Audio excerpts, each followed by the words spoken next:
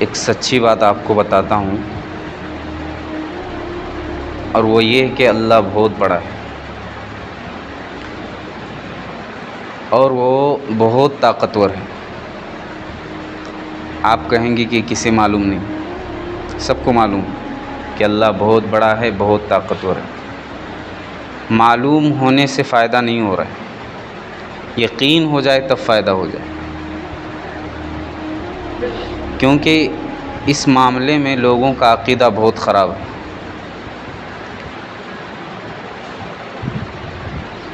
جتنا ہم سوچتے ہیں اس سے کہیں زیادہ بڑا ہے اللہ، اور زیادہ سوچتے ہیں تو اور زیادہ بڑا ہے اللہ۔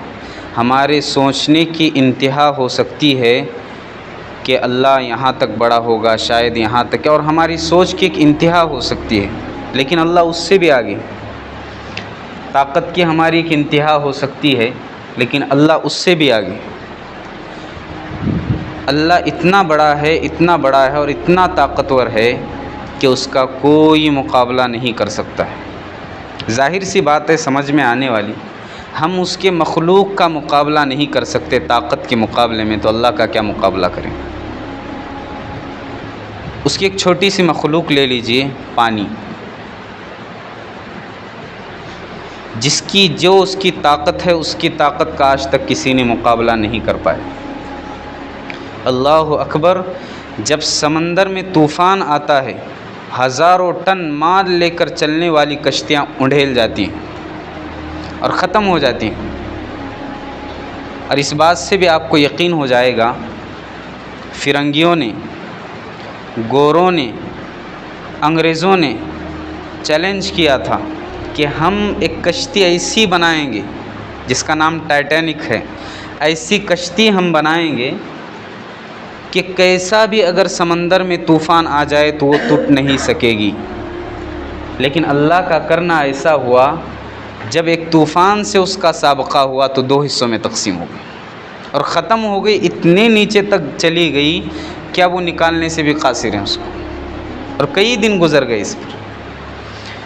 تو پانی ایک معمولی سی چیز ہے، اللہ کی معمولی سی مخلوق ہے، اس کا مقابلہ انسان نہیں کر پاتا ہے طاقت کے مقابلے میں، تو اللہ کا کیا کرے گا؟ ابھی ابو دھابی میں یہ طوفان آیا، قریب میں آیا تھا، دبئی میں، کیسا پانی برسا،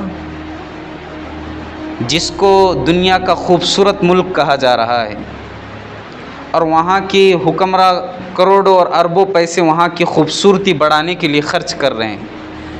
نہ جانے کون سی ان کی خرابی تھی کہ اللہ کی جانب سے ایک ایسا عذاب نازل ہوا پانی کی شکل میں کہ جو خوبصورتی گاڑیوں میں تھی، سڑکوں پر تھی، سب پانی کے ذریعے بہتے ہوئے باہر چلی جا رہی تھی۔ دیکھا ہم نے، غور کیا اس پر۔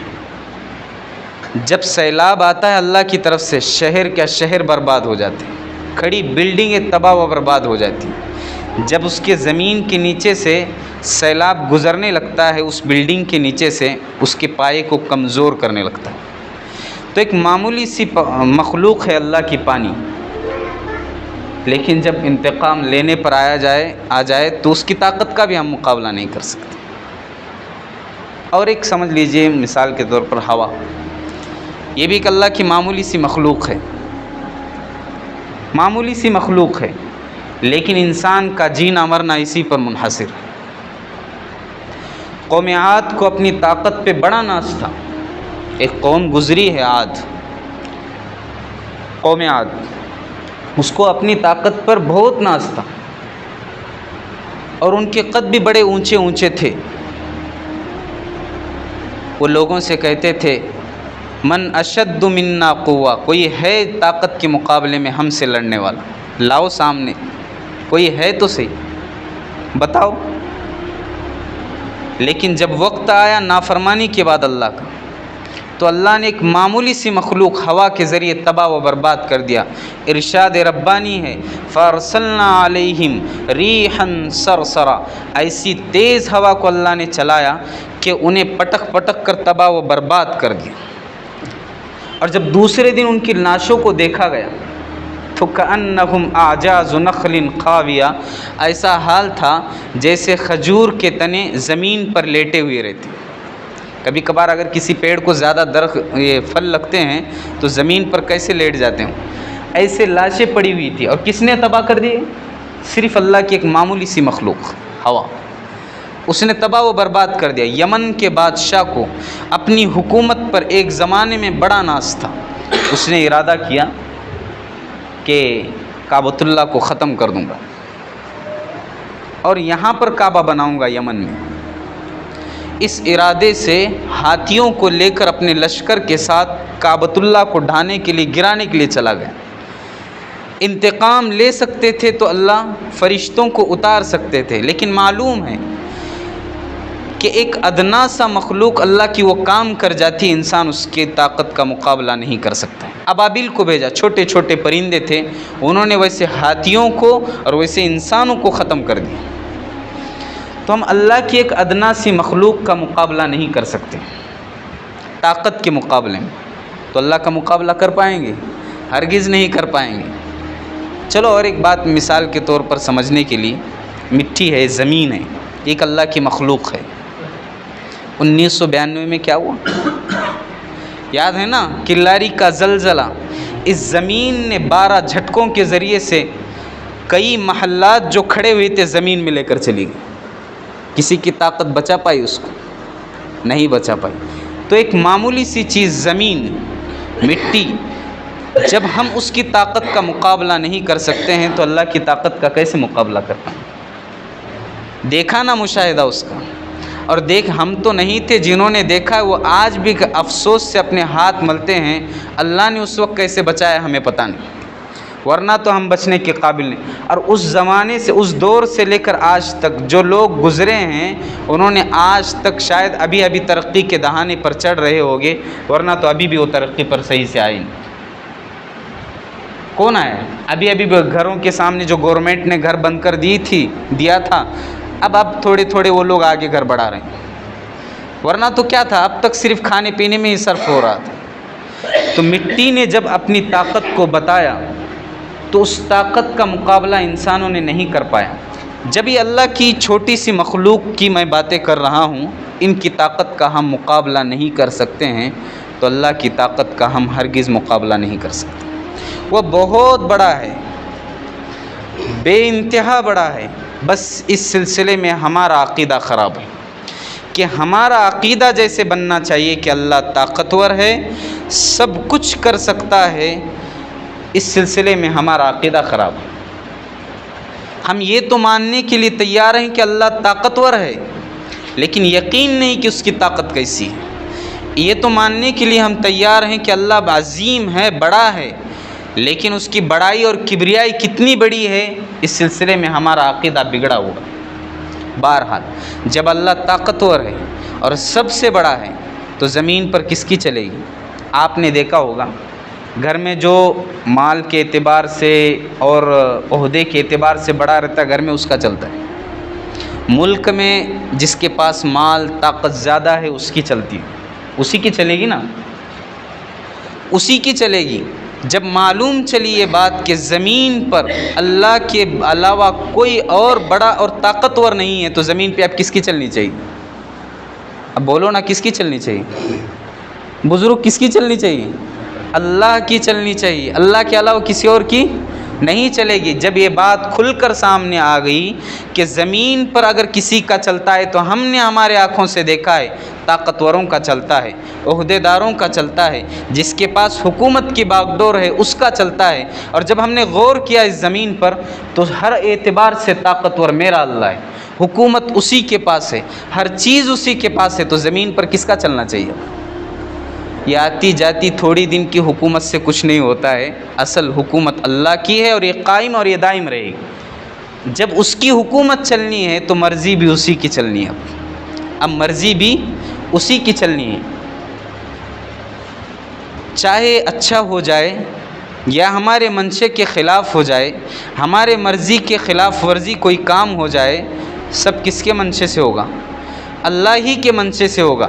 ہماری مرضی کے مطابق ہو جائے، ہمارے کہنے کے حساب سے ہو جائے، تب بھی کس کی مرضی سے ہوگا؟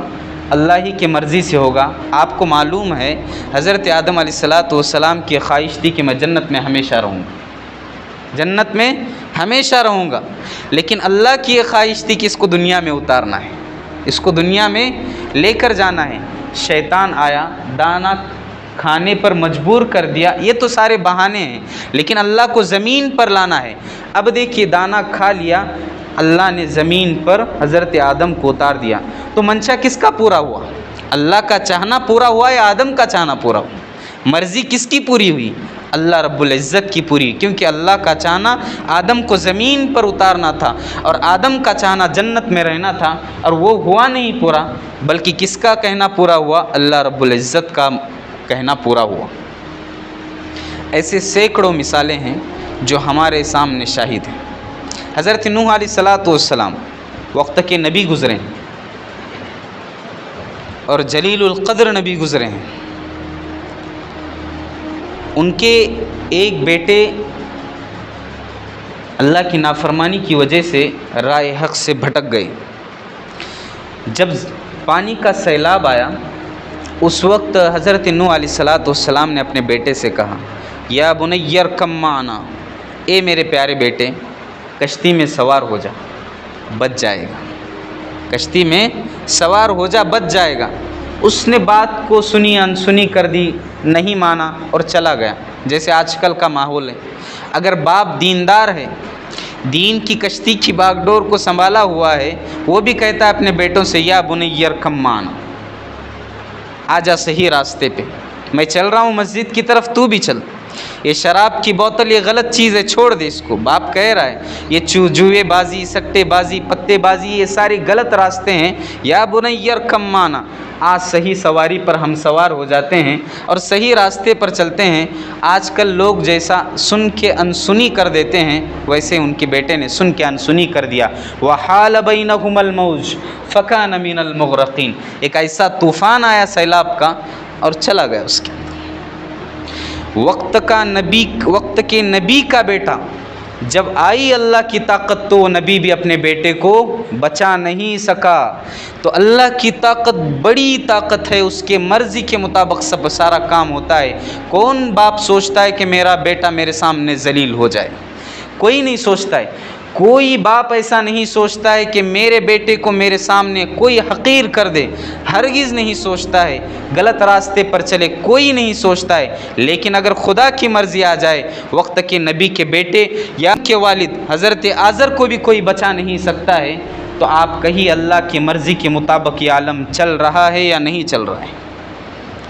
آپ کو کہنا پڑے گا کہ اللہ کی مرضی کے مطابق یہ ساری دنیا کی حکومت چل رہی ہے، ساری دنیا کا نظام چل رہا ہے۔ خدا کی مرضی کے علاوہ کوئی کام زمین پر ہوتا نہیں۔ تو بہرحال کہ اللہ کے سامنے کسی کی بڑائی ہرگز نہیں چل سکتی، چاہے گھرواڈی شریف کے بابا کی ہو، یا ہلکٹے شریف کے بابا کی ہو، یا ہمارے کسی درگاہ کی ہو، کسی کی کوئی نہیں چلتی ہے۔ جب اس کا اجل آ جائے گا، وقت آ جائے گا، تب تمہیں پتہ چلے گا کہ اللہ کی کبریائی بڑی ہوئی تھی، اللہ کی سلطنت بڑی ہوئی تھی، یا اس کی بادشاہی اور شہنشاہی بڑی ہوئی تھی، یا ہمارے گھورواڈی میں جا کر 4 دن اور 4 بکرے چڑھا کر آئے ہوئے کام بننے والے تھے یا نہیں تھے۔ وہ کھل کر سامنے آئے گا۔ وہ کب آئے گا؟ جب اجل تمہارے سامنے آئے گی۔ یاد رکھنا، اللہ کی طاقت اور اس کی حکومت کے علاوہ زمین پر ایک پر بھی کوئی کام نہیں کرتا ہے، پرندے کا پر بھی کوئی کام نہیں کرتا ہے، اور یہ جنگلات میں لہلہاتے ہوئے پتے بھی اس کے مرضی کے مطابق نہیں ہلتے۔ یہ سارا میرے رب کے قدرت کے خزانے سے چلتا ہے۔ تو یاد رکھیے آپ، اللہ بڑے ہیں، بہت بڑے ہیں، اس کی انتہا کو ہم نہیں پہنچ سکتے ہیں۔ وہ بڑا طاقتور ہے، اس کی طاقت کا بھی ہم مقابلہ ہرگز نہیں کر سکتے۔ جب سارا نظام اس کی مرضی سے چلنا ہے، تو آئیے زمانے کے مغیر الاحوال، بدلتے ہوئے زمانے اور یہ بدلتی ہوئی حکومتیں اور یہ بدلتے ہوئے الیکشن کی کرسیاں، یہ سب بھی اللہ کے مرضی کے مطابق ہوتے ہیں، سب اللہ کی طرف سے سامنے آتے ہیں۔ وَتِلْكَ الْأَيَّامُ نُدَاوِلُهَا بَيْنَ النَّاسِ، ہم لوگوں کے درمیان ایام کو بدلتے رہتے ہیں۔ فَإِنَّ مَعَ الْعُسْرِ يُسْرًا، کبھی تنگی ہے، کبھی آسانی ہے، کبھی صحت ہے، کبھی بیماری ہے، کبھی مصیبت ہے، کبھی راحت ہے، یہ سب اللہ کی طرف سے ہوتا ہے۔ وَتِلْكَ الْأَيَّامُ نُدَاوِلُهَا بَيْنَ النَّاسِ، آج یہ حکومت کی کرسی پر بیٹھ کر ظلم کر رہا ہے، کل ہو سکتا ہے یہ مظلوم بنا ہوگا کوئی اور ظالم بن کر کھڑا ہو۔ کوئی دیر نہیں لگتی، کیونکہ سب رب کے قبضے قدرت میں ہے اور اسی کے مرضی سے ہونا ہے، کسی اور کی مرضی سے۔ قُل لَن يُصِيبَنَا إِلَّا مَا كَتَبَ اللَّهُ لَنَا، ہرگز زمین پر کوئی چیز ہو نہیں سکتی جب تک کہ اللہ تبارک و تعالیٰ اس کو کرنا نہ چاہے، ہرگز نہیں ہو سکتا، چاہے آپ لاکھ محنت کریں، لیکن جب تک خدا کا اجل اور اس کا فیصلہ زمین پر نہیں آئے گا کہ اب اس طاقت کو بدلنا ہے، اس حکومت کو ختم ہونا ہے، اس چلنے والے ظالم کو ختم کرنا ہے، تب تک کوئی اس کو ختم بھی نہیں کر سکتا۔ اب دیکھیے نا، حضرت نوح علیہ السلام تقریباً 1000 سال کے قریب اپنی قوم کو سمجھاتے رہے۔ قرآن کریم میں ہے، رب انی دعوت قومی لیلا ونہارا، میں نے رات دن ان لوگوں کو سمجھانے کی کوشش کی، بہت کم لوگ تھے جو میرے پاس آئے، بیٹھے اور سمجھنے کی کوشش کی، لیکن نہیں سمجھے بہت سارے لوگوں نے۔ یہاں تک ہو گئی بات، جب حکم آیا کہ اب سیلاب آنے والا ہے، زار و قطار بارش ہونے والی ہے، زمین بھی پانی اگلے گی، آسمان بھی پانی برسائے گا، اور تو کشتی کی تیاری میں لگ جا، جو راہ حق پر ہیں وہ کشتی میں سوار ہوں گے، باقی سب کو غرق کر دینا ہے مجھے۔ جب حضرت نوح علیہ السلام کشتی کو بنانے لگے، یہی نافرمان لوگ ان کے پاس آئے اور کہنے لگے کشتی بنا رہے ہو؟ تو حضرت نوح علیہ السلام کہنے لگے کہ طوفان آنے والا ہے، بارش ہونے والی ہے، ہمیں کشتی کی ضرورت ہے۔ تو لوگ کہنے لگے کہ آنے دو طوفان، ہمیں ضرورت ہے، ہمیں بھی، ہم دیکھیں گے کیا ہوتا ہے۔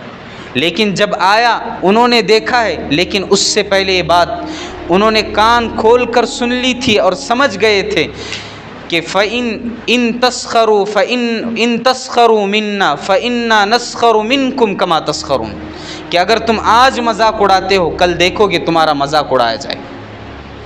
آج تم ہمارے ساتھ مذاق اڑانے کے لیے تیار ہوئے بیٹھے ہو، کل دیکھنا ہم بھی مذاق اڑانے کے لیے تیار رہیں گے۔ اور ہو گیا ہو، بارش کے آنے سے پہلے وہ لوگ مذاق اڑا رہے تھے حضرت نوح علیہ السلام کا۔ جب بارش آیا اور وہ زلزلہ ہوا اور حضرت نوح علیہ السلام کی کشتی میں جو سوار ہونے تھے سوار ہو گئے، پھر دیکھا ان لوگوں نے کہ یہ لوگ ان کے اوپر ہنس رہے تھے۔ یہ وقت ضرور ہوتا ہے، اگر کسی کے پاس ظالم اپنے ظلم کے دہانے پر آتا ہے، ایک وقت وہ آتا ہے کہ اس کے اوپر بھی کسی اعتبار سے ظلم ہو رہا ہوتا ہے۔ آج ان کے پاس کرسیاں ہیں، آج ان کے پاس طاقتیں ہیں، آج ان کے پاس عہدے اور منصبیں ہیں، یہ کہتے ہیں کہ کمانڈو ہمارے پاس ہے، پولیس ہمارے پاس ہے، ہر اعتبار سے طاقت سے ہم لیس ہیں، کچھ ہمارا کوئی کر نہیں سکتا ہے۔ لیکن یاد رکھنا چاہیے، جب اللہ کی پکڑ آتی ہے، قوم ہود ہو، قوم سمود ہو، قوم عاد ہو، بڑی بڑی قوموں کو تباہ و برباد کر کے رکھ دیا۔ فرعون کو بڑا اکڑ تھا کہ میری حکومت کبھی ختم نہیں ہو سکتی، یہی پانی نے جو ادنا سا اللہ کی مخلوق ہے غرق کر کے رکھ دیا تھا۔ ان بطش ربک لشدید، جب اللہ کی پکڑ آتی ہے بڑی سخت آتی ہے، اور جب آتی اللہ ذلیل کر کے نکال دیتا ہے۔ جن کرسیوں پر بیٹھ کر ظلم کر رہے ہو، اللہ ان کرسیوں کو چھین لیتا ہے۔ جن عہدوں پر بیٹھ کر ظلم کر رہے ہو، ان عہدوں سے آپ کو نکال کر اتار لیتا ہے۔